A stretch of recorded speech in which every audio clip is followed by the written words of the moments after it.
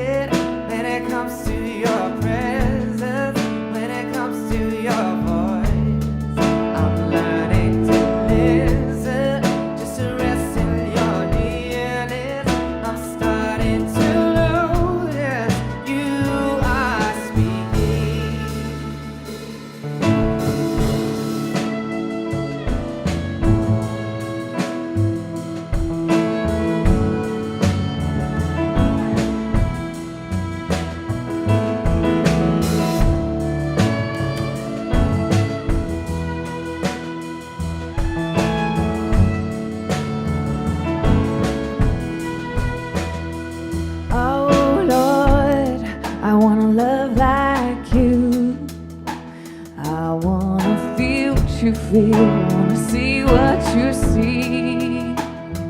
Oh Lord, I wanna love like you.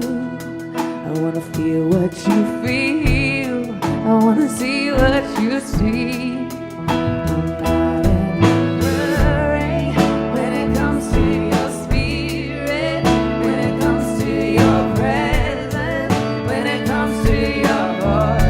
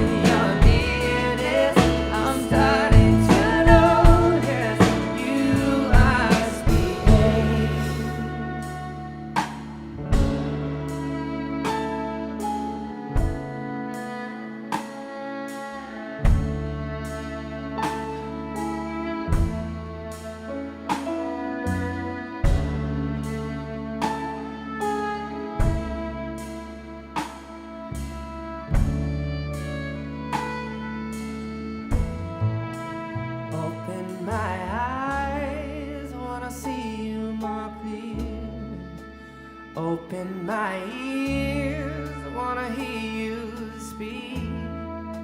Tell me your thoughts, what's on your mind.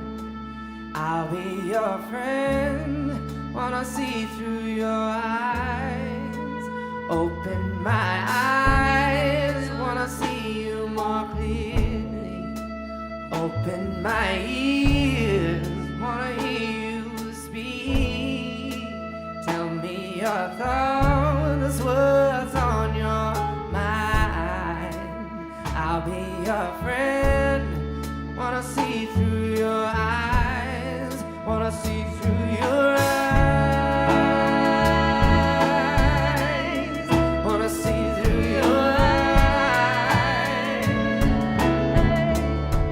wanna see through your eyes.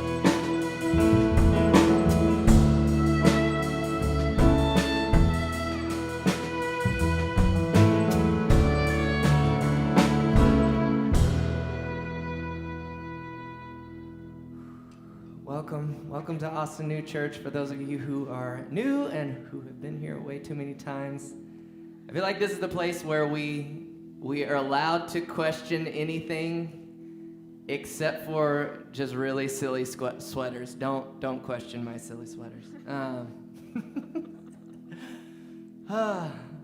Lord, we ask you to come in this place. Just be here. Just help us to acknowledge your presence.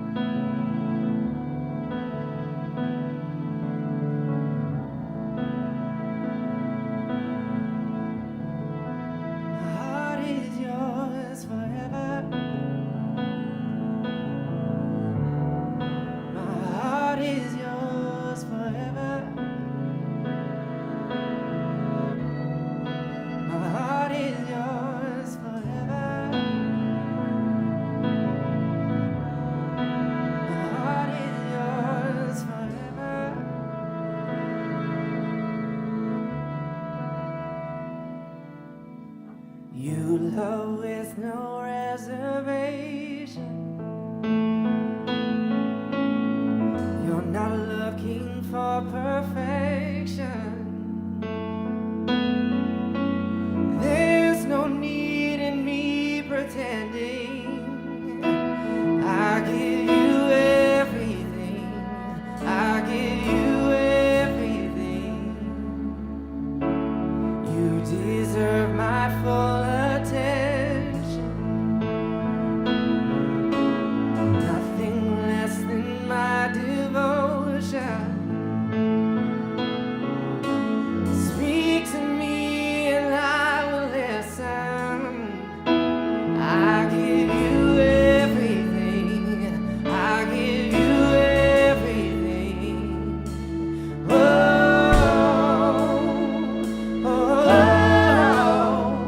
You can have my heart. You can have my heart.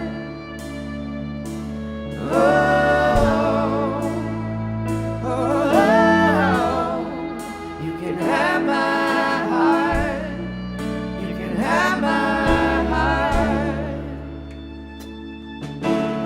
Be the Lord of my emotions.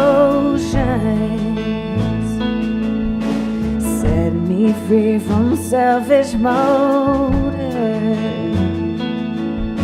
And search me till there's nothing hidden. And I'll give you everything. I'll give you everything. And whoa, whoa, you can have my heart. You can have my heart. Whoa, whoa, you can have my heart. You can have my heart. Whoa, whoa, you can have my heart.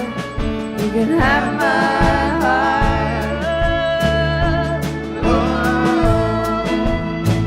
Whoa, you can have my heart.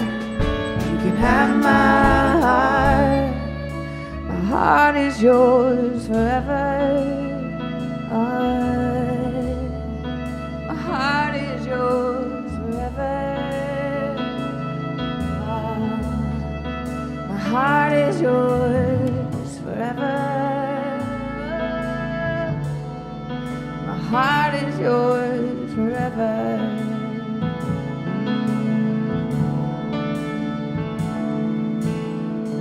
If you want my heart, you got it. You got it. You got it. If you want my heart, you got it. You got it. You got it. If you want my heart, you got it. You got it. You got it. If you want my heart, you got it. You got it.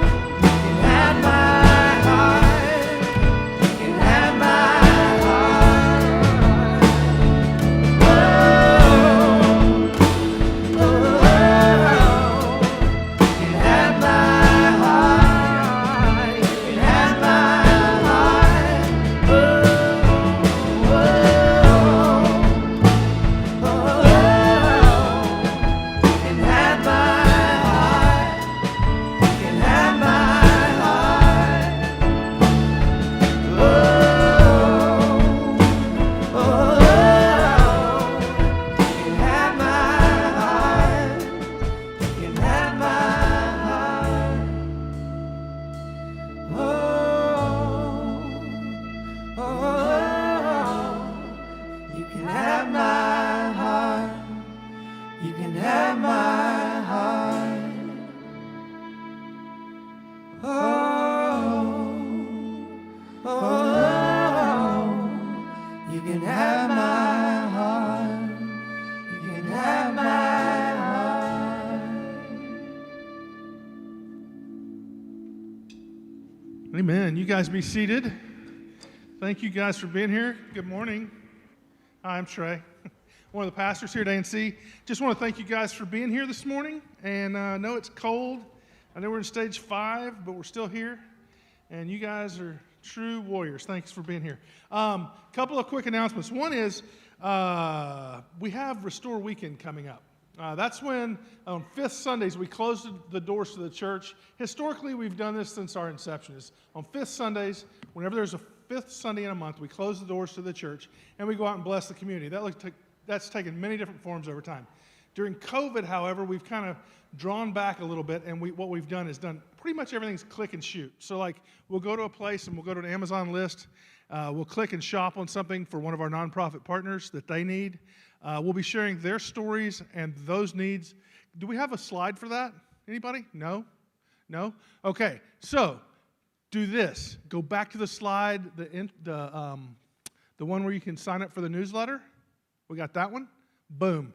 That is called a QR code on the bottom, right? So take your phone if you're not on our mailing list, and you can open up the camera and get on that, and then you go to the website and just fill out, just briefly, email address, phone number. You'll be on our website. You'll be on our mailing list, and then as I mail out this Friday, the nonprofit partners and the needs that they have, you'll be able to click on those and navigate to whatever you feel like you want to bless somebody with. So that's kind of the way it works and has been working while we've been in COVID. One of the other needs that we have in this church right now is in our technical ministry side of things. Also have a squiggly thing for that. That's one of those. This is a great place for you to jump in, especially those of you in the room, because we know you're coming on a Sunday morning. This is the guys in the back that are doing the slides, and they're waving like you're looking at them, but there they are. The guys that do the slides and the guys that do the cameras for the folks at home that are live streaming this, we have needs and can put you in with a little bit of training, and you can start doing that next Sunday, probably, maybe, I don't know. If you have a little bit of knowledge, if you have no knowledge, we'll train you anyway. Plan on being a part of that team. If you want to do that, click on the link and let us know you'll do that as well. At this time, I'm not going to do like I did first service, which was everybody just kind of said their name because we didn't have very many people. We got a few more people this service. But I'll have you stand up, turn and find somebody you don't know and either elbow bump them or, give them a hug. We're not hugging yet. We're stage 5, right? But stand up, everybody. Turn and find somebody you don't know and greet them. Tell them what part of town you're from. And now, hi guys. I didn't greet you guys last week, and that was my bad. I forgot.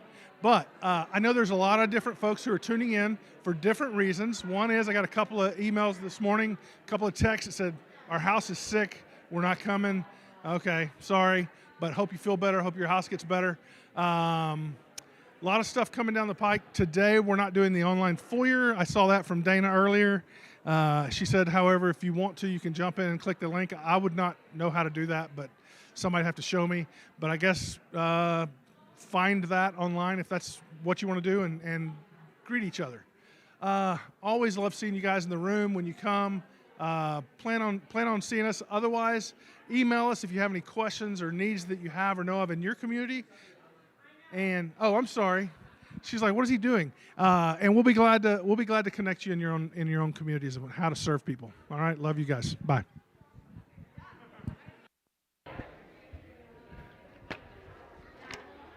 Well, good morning.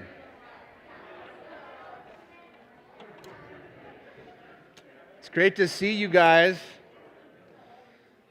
Let's find our spots. The gray chairs are the most comfortable, so be sure you're sitting in a gray one. Everybody's like, they're all gray. I'm like, exactly. That was just for you. I promise never again to violate the dress code of our small little community. I had the gall last week to stand up here without a hat on, and I heard about it. By the time I got home, One of my favorite board members is like, yo, what's up with the hat? 2 in a row, and we're going to hire a different preacher. So I'm back with the hat on. So I just do this to make bald guys feel insecure. I actually have nice hair. No, but seriously, and all kidding aside, this is the color Stetson produced 2 years ago but couldn't supply. It's called space dust. It's actually a thing. Never mind, if you don't have a thing for hats, you wouldn't know, but I've waited for 2 years for this hat, so you just need to know that. So, well, good morning, one and all. It looks like every other hat you have. I know, don't talk about how many hats I have. Good morning, one and all. Good morning if you're joining us online from wherever you are in this frost-bitten world. Welcome to part 2 of a 6 or 7-part series. We'll see how it all comes together. And our subject matter as we begin the year, as often we do, is a retelling of our vision for the year ahead.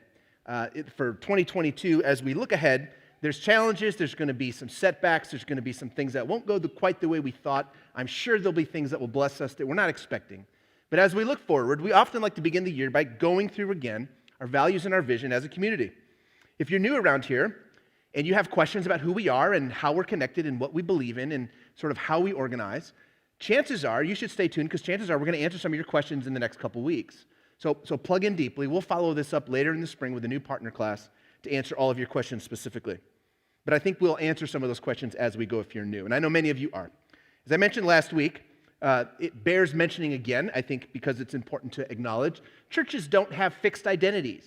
I don't care how old you are, the concrete is never dry. Churches are like organizations. They're always in flux. Anybody remember Pontiac? How about Saturn? Maybe Hummer? Anybody remember these things? Things change. And if we don't adapt and morph as time changes, as neighborhoods change and cities change, then we're going to be left behind. And so there's no fixed culture at a church like this. We're constantly doing the work of reinterpreting that. Churches are just like organizations, after all, and when they lack vision and when they lack a compelling view of what's ahead, then they just kind of settle at that, you could call it status quo, whatever that settling point of least heat, least friction, least tension, least resistance, that's where they will settle. That's not something we intend to do around here. In the trade, that's called organizational homeostasis. It's actually a thing. And it describes that process by which, over time, organizations and even churches just kind of stop trying and they just kind of settle at this point where the fewest people are angry most of the time. Does that make sense? That describes some of the churches we grew up in. I promised you I would remind you of this as we're telling our vision again for the year. That just because I say we see this kind of community, I'm not saying it's fully actualized yet. We have a long way to go. We are, as all people are, still works in progress. But what I mean when I say I see it, I'm telling you that I can see it from here and it's pulling us towards that horizon.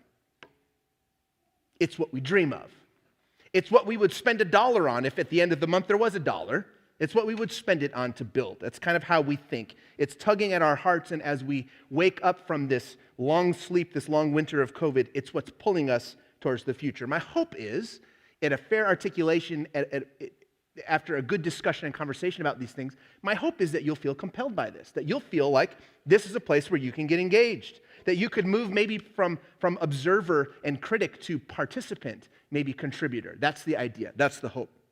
I've learned this over years, that visions don't have to be new or novel to be compelling. It doesn't have to be the latest, greatest. It just has to be clear, if that makes sense. All the way down the organization, we have to be able to extrapolate that same DNA strand that says, this is why we're here, this is why we gather, this is why we exist. It just has to be clear if it's going to motivate people. Seasons of life change, churches change. We're in conversations about this property. How many times has this neighborhood changed since 1954 when they built that and 1969 when they built this?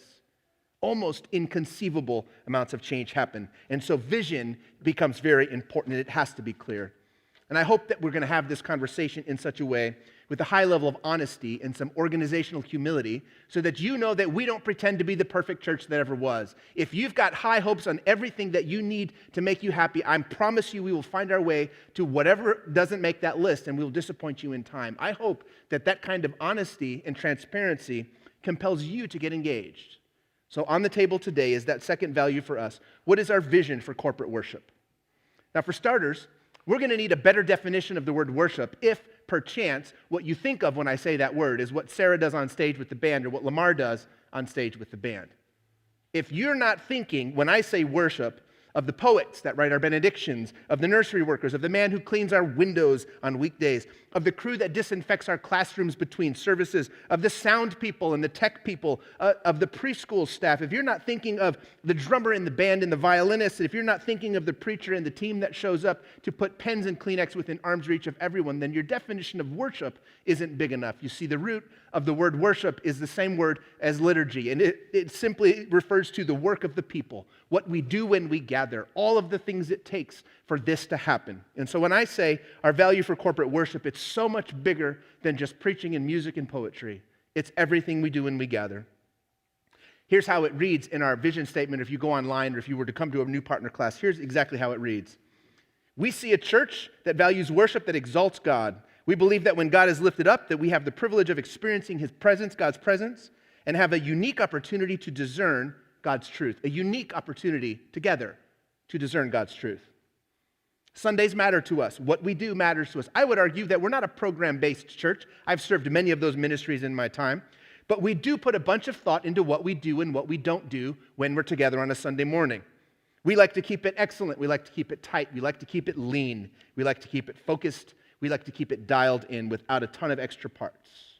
What we include matters to us. What we leave out matters to us. What fits? What expresses our values? What doesn't express our values? What are the elements that we need to emphasize? And who speaks to us? Who speaks for us? There's something unique about what happens when we gather. That's why you're here, I'm guessing. It matters. This matters because we find God together when we gather, don't we? However, and this is important, let me be crystal clear. By saying that we find God together here when we do this, we're not saying that God is only here. Church history has demonstrated how many ways we can make that mistake. And for centuries, the poor were asked to give everything they had to build cathedrals and temples and basilicas and synagogues and mosques and stupas and mandirs and temples and all of that in every corner of the globe. They were asked to bring heaven to earth through a concept of a single place that would be sacred. And now we know better. You know better than that. Those crumbling edifices of our ambition sit all over the planet. Many of them now serve as perches for birds of the air. They're being literally reclaimed by the forests that surround them. They show the folly of sticks and stones being thought of as the only place to meet God. No, we know better than that. Truth be told, as much as I love these old bones, circa 1969, one of my favorite years, as much as I love this place and all that it represents, as much as I still hear whispers and echoes of those faithful who gathered here, I'm not sure that there's anything super sacred or holy or other about this particular gathering of brick and wood and glass. Except that there is something unique about this place in the sense that any place where living things gather to recognize and acknowledge divine presence, any place can be holy, any place can be sacred, any place can be other. Here's what I'm beginning to say, or I'm trying to say if you can hear me. Every place is sacred now. If we know nothing else from the incarnation of God in Christ, we can hold to that truth together. The cosmos herself is now the house of God. The entire created world is the womb of divine creativity. Every inch of what is holy, I would argue. This is just a building, but God is everywhere. The whole world is the temple. And yet,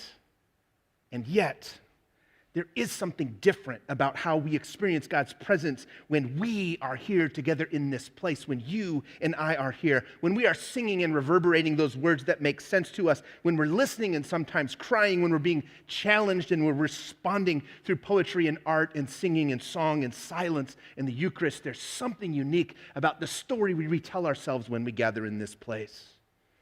But only because it's filled with you and with me. I hope you understand what I'm trying to say. So if it saddens you on a Sunday morning to miss a service, and as much as your grandmother or grandfather might be disappointed in you, don't be disappointed in yourself, only in the sense that you missed your opportunity to weave your thread into the greater tapestry of who we are as a community. Let that be the only sadness. Don't accept guilt or shame. We've grown some in our days. I know this to be true. People vote with their feet, and people can generally be relied upon to reach for what they need when they need it. You are your own very competent spiritual dietitian, as it turns out. That's not my work. That's work I call you to do for you. And I'm willing to bet that you've noticed that during certain seasons of faith, now hear me clearly, certain seasons of discipleship and growth in Christ, during certain seasons, you depended differently on the faith community, did you not? You see, COVID has made me a little more courageous than I was before, and so I'm going to say what I've been waiting to say for years, and you need to hear me say it. Worship attendance matters differently to us during different seasons of our lives. Some of you just know that season to be called college, the one where it didn't matter, right? You're supposed to laugh at that. I'm glad you did. Worship attendance matters differently during different seasons of our lives. For example, during seasons of loss or death, or perhaps the birth of a new one, it matters a bunch, doesn't it, to be surrounded and to be scaffolded with people that love you, that are committed to your family.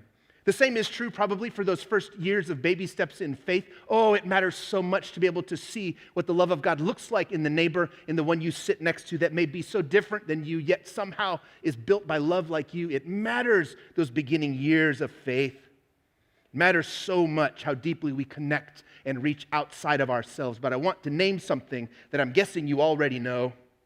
There are other seasons of our lives, friends, when we need the community of faith a little bit less. We just need it a little bit less. You might call these seasons wintering. I love that idea. There's a book by that title. You might call them extended seasons of solitude. Maybe think of it as a hibernation since it's 35 degrees outside and all of Austin is nearly dead. There are seasons of our lives when most of the growth goes unseen. It's deeply on the inside. It's things that you wouldn't even notice if you didn't know. It's the alfalfa seed during the long winters in the Midwest that goes down 36 inches to sustain growth for the summer. There are times when we need the community a little less than others. It's as if we go through seasons of expression followed by seasons of great introspection, and there's a rhythm to it. Seasons of great action followed by seasons of deep contemplation. One isn't more mature than the others. Hear me clearly. We need them both. They are both part of growing in life and in redemption. They both must be embraced, not resisted. No, friends, one season is no better than the other. We need them all. Our lives are made, as it turns out, of seasons. Things change and the wind shifts. If you don't know what I mean by wind, you weren't on South Congress yesterday in the afternoon. Nearly lost my very cool new hat. Things change, seasons change, and we do our best to acknowledge without guilt and shame and layers of complication when those things happen in our lives. So hold on to that thought as we talk about our value for corporate worship. Hold on to that thought. Let me pull your attention to the scriptures for just a brief moment here. We don't know who wrote Hebrews. I rather think it was one of the gals. It's just written beautifully. There are no New Testament books attributed to women that made it in the canon. I happen to think this could have been one, but here's how Hebrews reads in chapter 10, verse 23. Again, thinking of reasons of why we gather as a body in corporate worship. The author writes, "Let us hold fast to the confession of our hope without wavering, for he who has promised is faithful. And let us consider how to provoke one another to love and to good deeds, not neglecting to meet together," and that would be the verse that you probably remember from youth camp, "not neglecting to meet together, as is the habit of some, but encouraging one another, and all the more as you see the day approaching." From the pen of the author of the letter to the Hebrews. And Matthew adds to this in chapter 18, and he attributes these words to Jesus in his recollection. He says, "For where 2 or 3 are gathered in my name, I am there among them." Paul writes in Colossians, we think it's Paul anyhow, let the word of Christ dwell in you richly, teach and admonish one another in all wisdom, and with gratitude in your hearts sing psalms, hymns, and spiritual songs to God. And then finally, probably the greatest place to go if you're central clearinghouse of information about new communities as they form around faith, the book of Acts, chapter 2, verse 42, reads this way: "They devoted themselves to the apostles' teaching and to fellowship, to the breaking of bread and to prayer. Awe came upon everyone because many wonders and signs were being done by the apostles," verse 44. "And all who believed were together and had all things in common. They would sell their possessions and goods and distribute the proceeds to all as had need." Now, we better jump over that quick, this, of course, being America. We don't want to talk about the politics side of that, but anyway, being facetious there. Verse 46, he goes on, "Day by day, as they spent much time together in the temple, they broke bread at home and ate their food with glad and generous hearts, praising God and having the goodwill of all people. And day by day, the Lord added to their number those who were being saved." Just a few examples from the New Testament that describe and encourage the gathering together of a faith community. You should be able to recognize some of the elements being described here. We've got prayer and singing and rejoicing in the miraculous things God has done. We've got breaking of bread and all those things that we love. I've always been interested in how Christianity goes from a novel message by a wayward rabbi accompanied by a bunch of astounding miracles. How does it go from that to an institutionalized set of liturgies and masses and candles and spectacular hats, complete with warring clerics and contradictory orders sworn to defend each other against each other, followed by excommunications and fiery inquisitions and other such godly expressions of love in the world? I've always wondered, how do you go from a message that liberates all to that? The book of Acts tells us the first part of that story. It keeps that history. Luke wrote it as best we can tell, but it isn't a manual, it's a story, which is important. Paul comes along later and he offers a little more in the way of instruction, certainly more than just the story of the young churches, but his letters are so highly particular and so granular that even in places he specifically addresses people by name and tells them to sit down and be quiet in the public assembly. Turns out the Bible isn't a handbook on how to conduct worship as a community. If that's news to you, I'm sorry to break that to you on a Sunday morning. It isn't a handbook on how to do it perfectly. It's a list of descriptions and stories at best, and in many cases, it's stories about how not to do it. Don't do this when you do it. Don't do that when you gather. A ton of it is useful, I'm not denying that, but some of it doesn't travel across time. It isn't very helpful. I would say a manual on how to do this would have been super nice, guys. It would have been great had you written this down. Other faith traditions have them. They claim that they don't change, but here's what we know to be true. We change, people change, things change, culture changes. So even if the apostles would have given us a how-to manual, a do-it-yourself manual, a add water and stir recipe for home, it wouldn't be as useful as you might think. No, friends, we need more than just old stories. We have to look inside ourselves now, as all faithful have. We will use the natural light of our holy text, of our sacred scriptures, along with what we've learned through history, but we're going to need something in the way of pragmatism and some way to apply it to our contemporary and contextual questions that we have. For example, why must we gather in the first place? Who should we include? Does it have to be on this day of all days? What should we sound like when we do that? What things should we focus on and accentuate and celebrate? What things should we prohibit? What are the rules? What are the unwritten rules? My favorite. What's the point? The Bible offers us good examples, and so does history in some cases, but there must be a deeper reason to do church the way we do it than simply to say it's the way we've always done it. That's my least favorite answer of all. Now, in my 20 years of ministry, I've taught about this subject in several ways.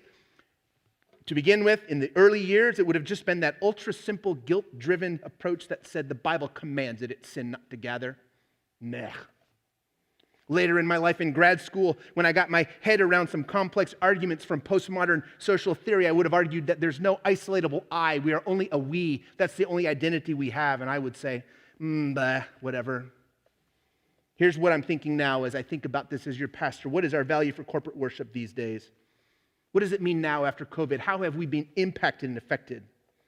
And I mean this. When I ask this question, I'm putting all possible solutions on the table, ruling none out, including that maybe we're doing it wrong and we don't need to do it this way at all. It's possible that what COVID is teaching us is that we don't need what we thought we needed. It's possible. Let's do more with this pandemic than simply reach back and say, let's rebuild what we lost. Let's reach forward. Let's ask deeper questions. What values drive us now? You see, here's what burns in the back of my head, and perhaps it doesn't in yours, but I've got so many friends who have left church now. So many friends. For them, this season is over. The wind has shifted, and it's over. And I bless them. And I support them in their journey. I trust them to know best what they need now, and I mean that. I do mean that, but for me personally, there are two compelling reasons to continue to focus on what we do when we gather. And they are as follows, and they are so simple, you probably won't need to write them down. Number one, we still deserve to do this. We still should think critically about doing this. We should still do this with excellence because it's a good way to deal with our memory problems. It's also a good way to deal with our unity and harmony problems. And let me see if I can explain this. I'm aware that my memory is probably way below average, but I'm also aware that yours is probably not functioning all that well either. Hear me, church. Here's what happens. We forget who we are almost immediately. We have memory problems. Why should we gather? To be reminded. You see, we forget who we are daily. We misremember where we come from. You know why? It's not because we're dumb or dense or daft. It's because the truth about who we are is so astonishing to us, we can't accept it. It's far more lovely, it's far more striking, it's far more wonderful and perfect and full of the breath of God than we seem willing to accept alone. We are far more pursued and welcomed and forgiven and desired by God just as we are than any of us seem willing to accept alone. Think about it.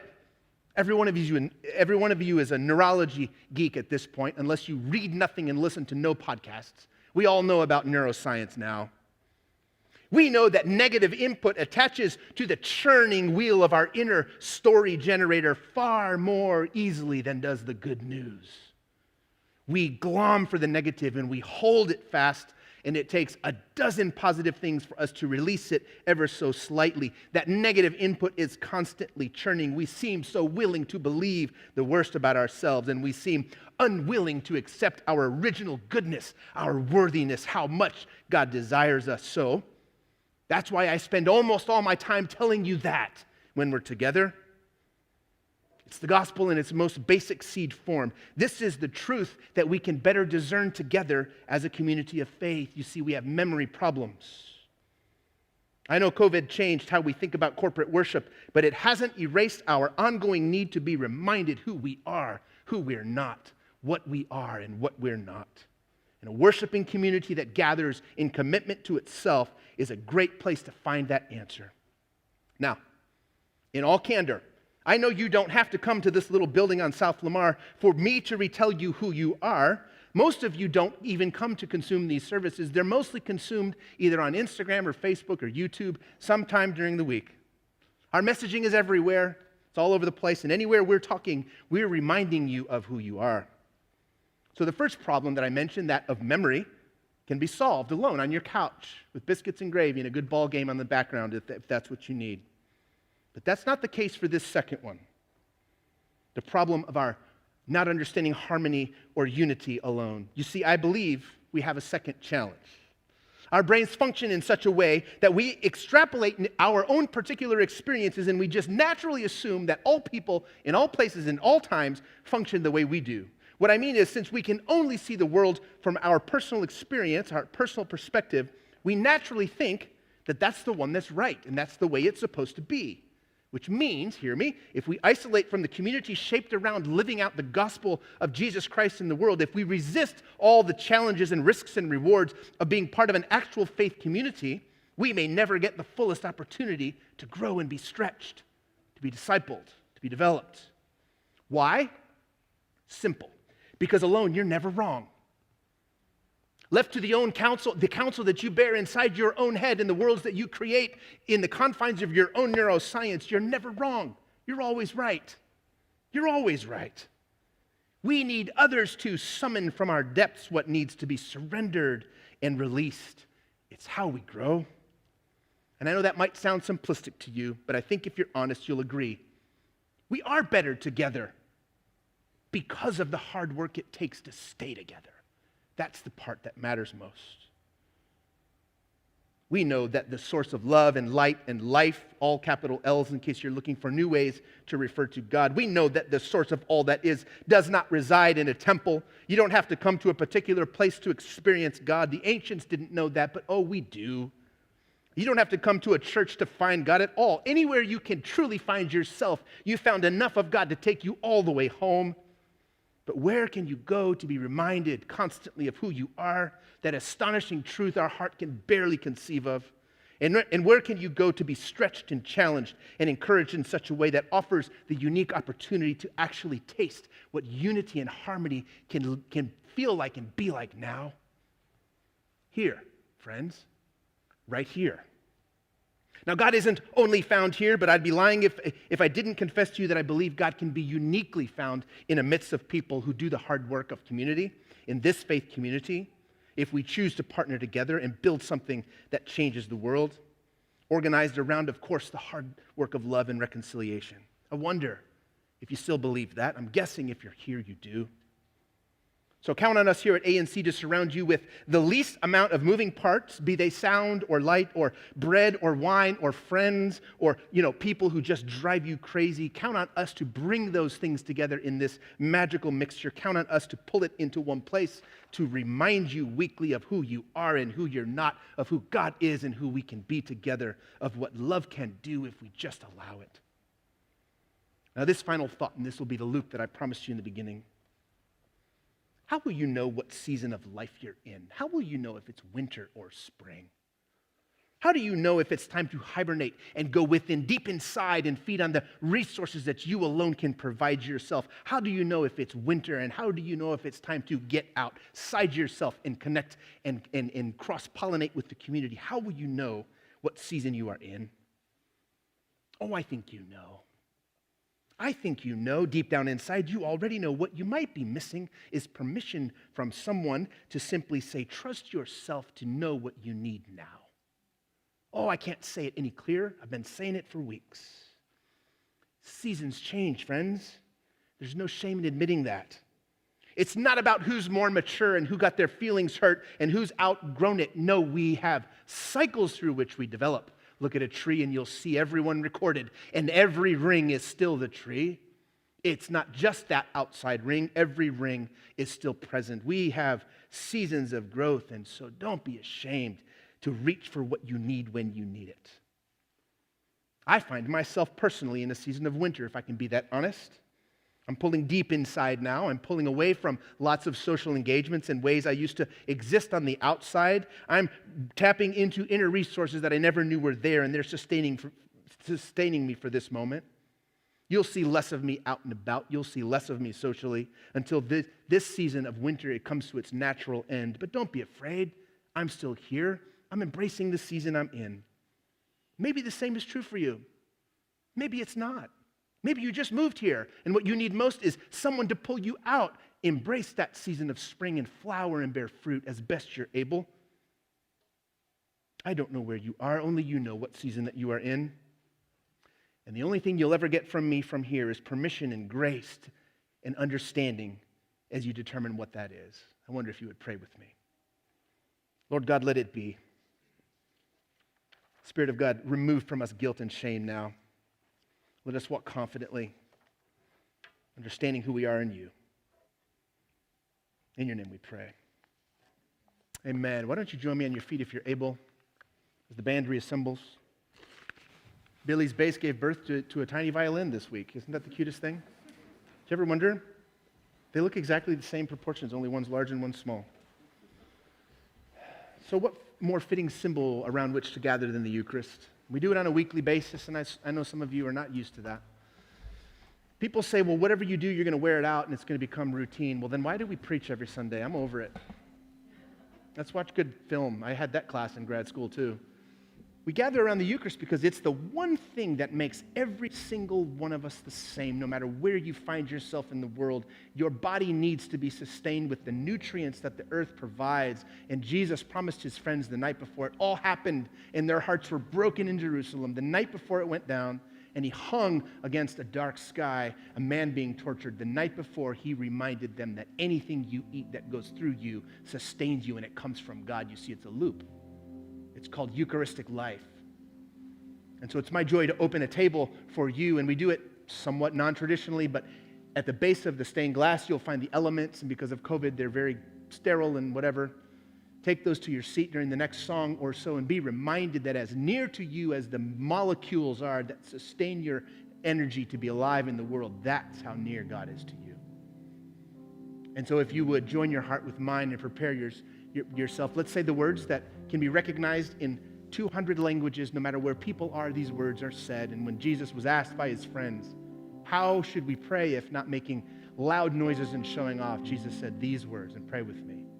Our Father, who art in heaven, hallowed be thy name.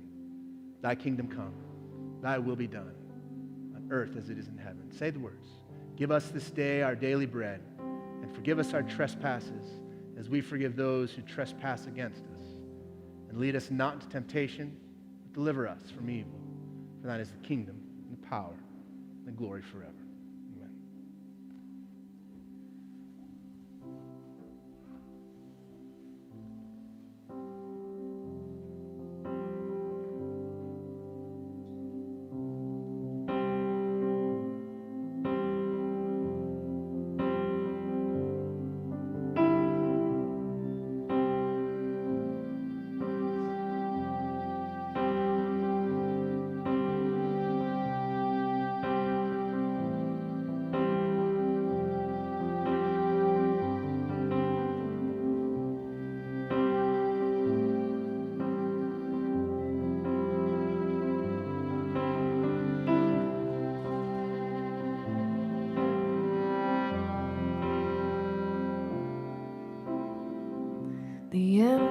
feel the wounded heal, the broken bind together, the poor are blessed, the weary rest. We will dance forever.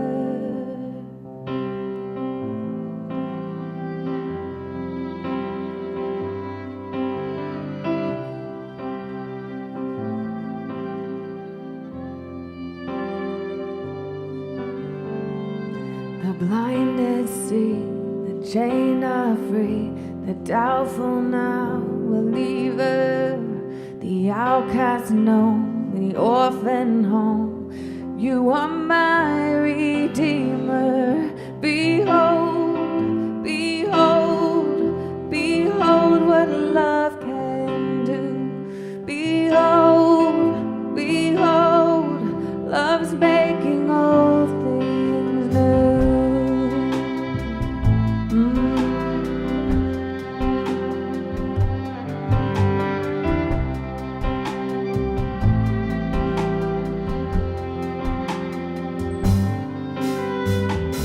The lost return, the voiceless heard, the mourner now rejoicing, the mountain shake, the world awake, creation all composing, the silent truth, the earth renewed, the song has found its singer, the darkness light, the dead alive, and you are my Redeemer. Behold, behold, behold what love can do. Behold, behold, love's making all things new.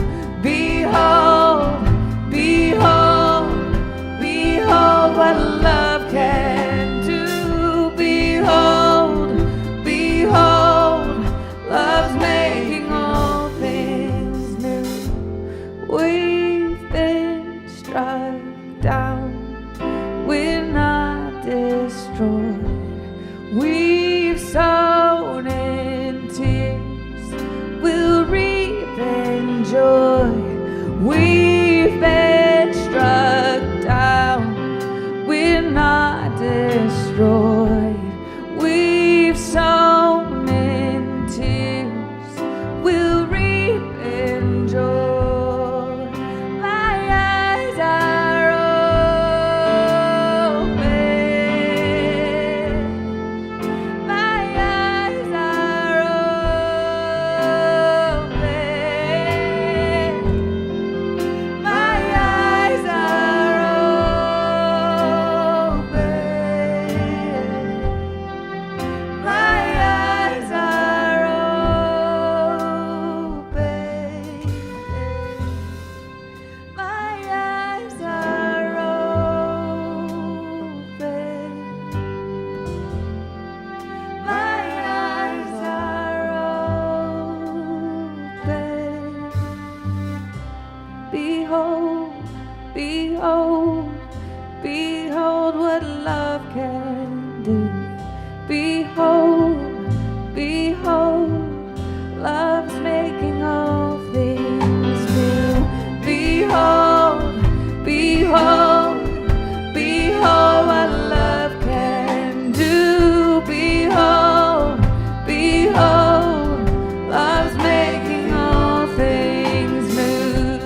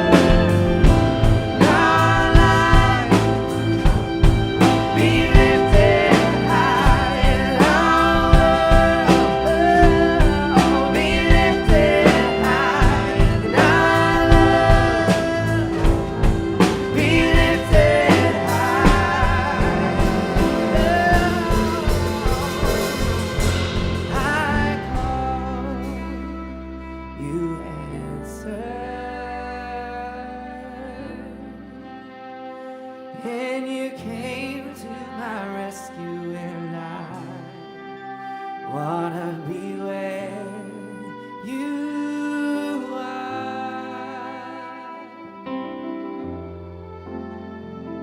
I call, you answer, and you came to my rescue, and I wanna be where you are.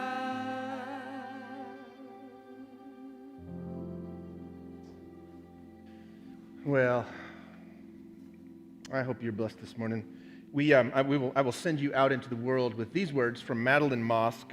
We have a whole guild of poets who write our benedictions, and she's a student at St. Ed's, a writing student, and she writes so simply and beautifully these words to us as we go. There's a certain spirituality to times of rest, a divinity waiting for you to look for it. Jesus did not immediately roll the stone away after in the grave. God declared all creation good, and then he made a Sabbath. Most of us have gotten very good at Sundays. We put on our nice clothes and we sing inspiring, lovely songs, and we are reminded of the God among our midst, the God to be found inside the people around us. But most of us are not as good at making space in the day of rest for peace and putting aside the worries of the week ahead. There's a reason we don't see Jesus talking about burnout, she writes. He cherished the part of God that can be found in times when you put the movable things in your life to the side and wait for him. We can't all make plans to spend 40 days in the desert, but we can listen for the call to simplicity when it comes. God is waiting to be found in the serenity of a Sunday morning spent with coffee at your kitchen table, just like he's waiting to be found in the bustle and the beauty of a church service. Go and be blessed. We'll be back here next week at the same time.